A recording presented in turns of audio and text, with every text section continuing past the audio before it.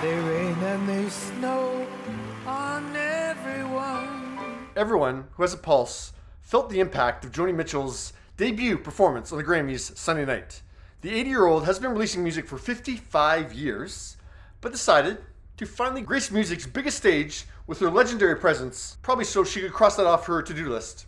So many things I would have done. Joni performed the classic isn't even a big enough word. I don't know what word could be bigger than classic, but yeah, classic isn't a classic of enough word for Both Sides Now. Which was actually on her album Clouds that got Joni her first Grammy win in 1969. It was at the 12th annual Grammy Awards.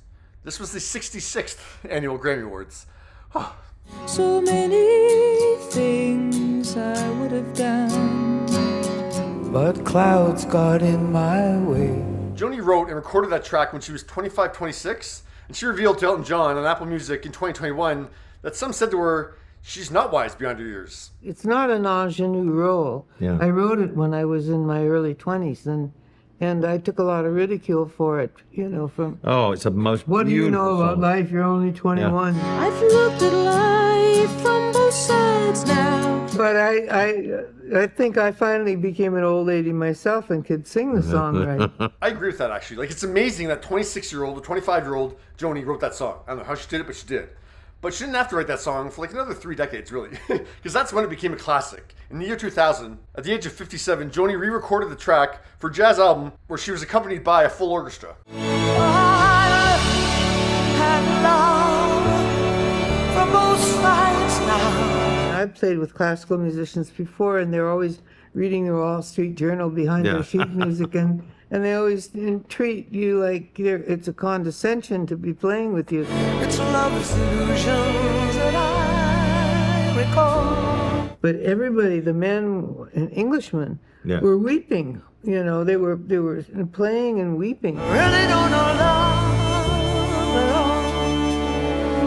It can make you weep, that track, because people were weeping as they played it. In 2001, Grammy voters were wiping away tears as they marked their ballots for Joni for Best Traditional Pop Vocal Album. And they did also nominate her in the Best Female Pop Vocal Performance category for the new version. And still somehow it's 23 years after the new version, Both Sides Now was part of another Grammy win for Joni. and ice cream castles in the air. And the Grammy goes to Joni Mitchell at Newport Live. Joni Mitchell! Yeah, about 4 hours before her Grammy performance debut, Joni was there to accept her 10th Grammy, this time for Best Folk Album, which was a live recording of her return to the stage in 2022, 7 years after she suffered a brain aneurysm in 2015. I really don't know clouds. I really don't know clouds at all. We had so much fun at that concert, and I think that you can feel it on the record. You know, it's a very joyous record because of the people that I played with. By Joni's side for her acceptance speech was Brandi Carlile, who really has been by Joni's side for every step of this musical comeback, and yeah, really has encouraged it as well. And she was by Joni's side for the performance as well. I've looked at clouds from both sides now. The Joni Jam stage setup of that Newport Jazz Festival performance was brought inside the Grammy Arena on Sunday night. Look, it was captivating. And that's probably why the director didn't go to many reaction shots in the crowd. Because Brandi wrote on Instagram last night that there's plenty of options. I watched this tidal wave of honor and respect rise up from all these brilliant young songwriters in the room and just wash over her. It was stunning. I felt so proud to be sitting next to her. You all saw the performance on TV, but I wish you could have seen the reverence on the faces of all those awesome artists. Well, I certainly can attest as a TV viewer that the 2 reaction shots that we did get said more than 40 reaction shots would have. So the first one came at the 3-minute and 40-second mark. This 4.9-second shot of Meryl Streep and her daughter, Mamie Gummer, spoke volumes. And I don't mean because they're holding back tears, or it's like a mother-daughter thing that no one else can understand. Like, even not being a mother or a daughter, I felt I understood everything they were feeling in that moment, even though I can't really fully, define what that is. And then the next reaction shot, give that camera person a raise, an award, I don't know what, but yeah, they deserve something. That starts on Dua Lipa, and then the camera person pulls focus, which means they go from focusing on Dua to focusing on Beyonce. Who pulls focus on an award show? Nobody. You don't have time for that. So yeah, beautiful shot. I don't think I've ever seen a shot like that in an award show. And dare I say, I think this performance was getting to Beyonce a little bit. She was far away from the camera, but I think Beyonce was getting a little verklempt, I think. Now, as Joni reached the end of the song, we came back to Meryl, I really don't know life. who was hanging on every word and just anticipating that final line, just like the rest of us. I really don't know life at all. And the audience is up on their feet even before the song is over. And we get to see Beyonce again, who I really think was on the verge. She's not a public crier, but I think she was on the verge right there. Really close, yeah. No tears from Olivia Rodrigo, but I get that sense of like mad respect. Then there's this 1.5 second shot of Taylor Swift.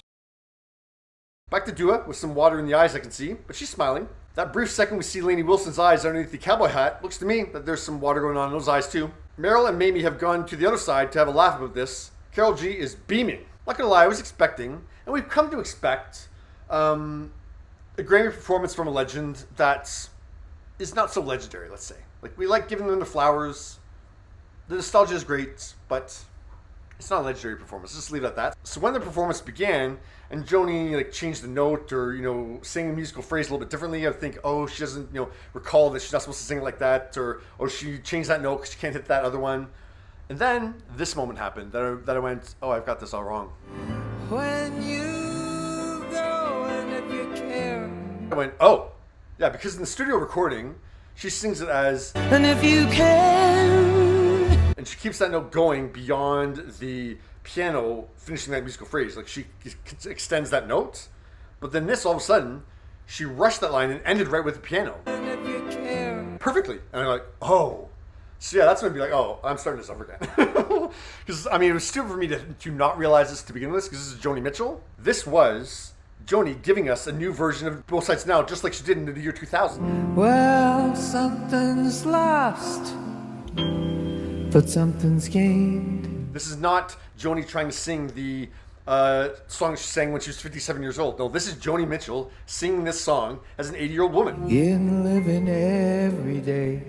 And this song lends itself to that too, and that's why it's one of the greatest songs ever written, because it morphs to the age of the person singing it. That's why other times when legends sing their song from 50 years ago, it's like, oh, that, dated, or they can't do that anymore.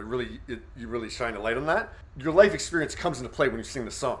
Another reason I knew that Joni was in full control here was the look on Brandi Carlile's face right here. Fairy tale comes real. That smile to me was, oh, Joni's got this. So yeah, incredible performance. I bawled my eyes out when I was watching it the first time. And that's the thing, I wasn't really crying because I was sad. It wasn't depressing. So it's a hard thing to articulate, like why it's so impactful.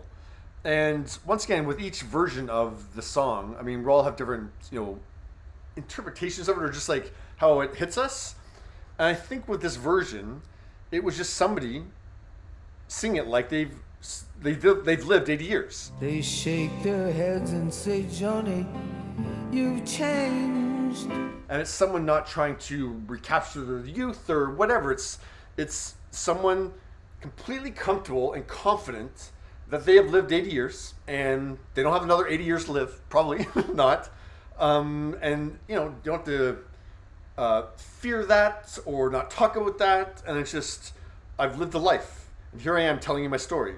And yeah, that's Joni Mitchell for you. Yeah, what are your thoughts?